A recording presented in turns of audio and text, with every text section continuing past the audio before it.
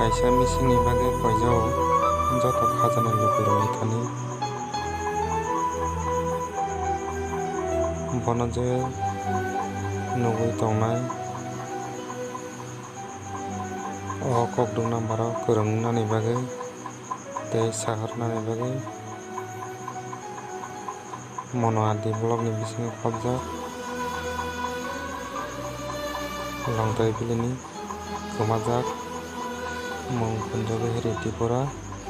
bono norok khaganang lukurok je jaga nugui tongphano o kokdung number o norok call khai saharnani bagui eba kheba kwrwngnani bagui norokno jotono koijao borokni nokti borok bai tabuk kwmajagui bono naisinglaijak naitunglaijak o tolani kokdung number o call khai kwrwngnani bagui nugui tongkhe jotono hambai।